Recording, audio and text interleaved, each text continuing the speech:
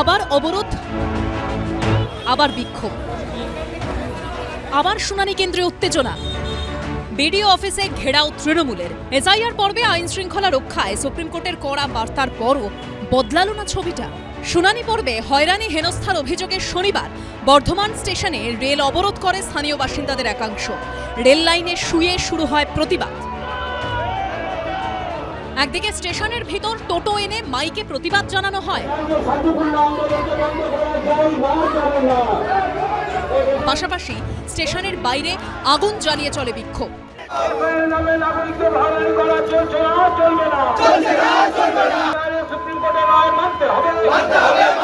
কেন্দ্র সরকার আর নির্বাচন কমিশন বিরুদ্ধে আমরা আজকে অবরোধ করলাম। কি কাগজ ওরা চাই সবই আমরা দিচ্ছি, তাও একবার নোটিশ হেয়ারিং করার পর দ্বিতীয়বার আবার করছে। এদিকে শুনানির নামে হয়রানির অভিযোগে পূর্ব বর্ধমানের আউশ গ্রামে 114 নম্বর জাতীয় সড়ক অবরোধ করেন স্থানীয় বাসিন্দাদের একাংশ। বৈধ যারা ভোটার বৈধ, তাদেরকে কেন হেনস্থা করা হবে? শুধু 22 কিলোমিটার দূরে যেতে হচ্ছে, সেটা যেন আমাদের পঞ্চায়েতে সেখানে করা হয়। মানুষের মধ্যে প্রচুর ক্ষোভ আছে।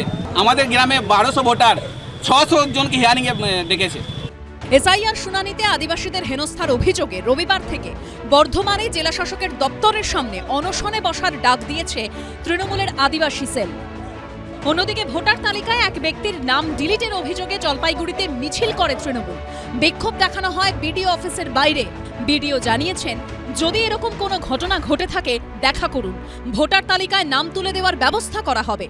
অন্যদিকে উত্তর দিনাজপুরের চাকুলিয়ায় বিডিও অফিসে শুনানির জন্য দীর্ঘক্ষণ লাইনে দাঁড়ানো নিয়ে উত্তেজনা ছড়ায়। দক্ষিণবঙ্গে কোনো কোনো জায়গায় এরকম অশান্তির খবর পাওয়া গেছে, উত্তরবঙ্গেও দু এক জায়গায় পাওয়া গেছে, কিন্তু আমি যেসব জেলায় ঘুরেছি, কুচবিহারে, আপনার আলিপুরদুয়ারে, জলপাইগুড়িতে, মালবাজার সাব ডিভিশনে, এইসব জায়গায় কোথাও কোনো অশান্তি দেখিনি। এর আগে এসআইআর পর্বে অশান্তি নিয়ে কড়া নির্দেশ দিয়েছিলেন মুখ্য নির্বাচনী আধিকারিক। সুপ্রিম কোর্টের নির্দেশ কার্যকর করতে রাজ্যের সমস্ত জেলা নির্বাচনী আধিকারিককে স্পষ্টভাবে জানিয়ে দেওয়া হয়, কোনো বিশৃঙ্খলা, হিংসা বা সরকারি কর্মীদের ওপর হামলা হলে সঙ্গে সঙ্গে এফআইআর করতে হবে। যদি কোথাও হিংসা বা ভাঙচুর চলতেই থাকে, তাহলে সেই এলাকার এসআইআর সংক্রান্ত শুনানি অনির্দিষ্টকালের জন্য স্থগিত রাখতে হবে। তবে শনিবার কোথাও শুনানি স্থগিতের মতো পরিস্থিতি তৈরি হয়নি। অল্প সময়ে বিজেপির নির্দেশে হঠকারীভাবে অপরিকল্পিতভাবে এসআইআর প্রসেস করতে গেছে। তারা কোনো প্রথম থেকে কোনো একটা নির্দিষ্ট নিয়ম কানুন রাখেনি। বিজেপির কখন কিসে সুবিধা হচ্ছে সেই অনুযায়ী মুখে ফতোয়া দিয়ে, হোয়াটসঅ্যাপে সার্কুলার দিয়ে বিএলওদের ঘাড়ে চাপাচ্ছেন বা বাকিদের ঘাড়ে চাপাচ্ছেন। আবার কথায় কথায় বলছেন একে শাস্তি দেবো, তাকে প্রথম শাস্তি তো ওই জ্ঞানেশ কুমার বলে লোকটাকে দিয়ে শুরু করানো উচিত। এই সরকার রাষ্ট্র বিরোধী সরকার, জনহিতকর সরকার নয়। আর সেই কারণে সুকৌশলে বেলডাঙ্গা স্মৃতিকে ধামাচাপা দেওয়ার জন্যই এখন পূর্ব বর্ধমানে রেলে আগুন লাগানো, রেল লাইন অবরোধ করা ইত্যাদির কাজ শুরু করেছে। এদিকে পশ্চিমবঙ্গে অযথা তাড়াহুড়ো করে এসআইআর করা হচ্ছে বলে মন্তব্য করেছেন অমর্ত্য সেন।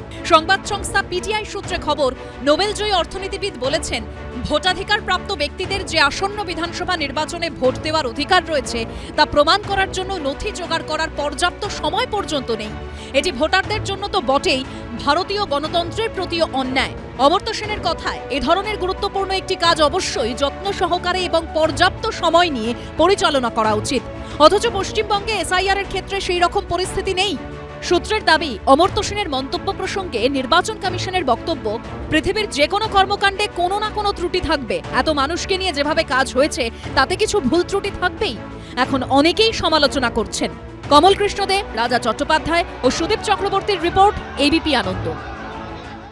এবিপি আনন্দ, এগিয়ে থাকে, এগিয়ে রাখে।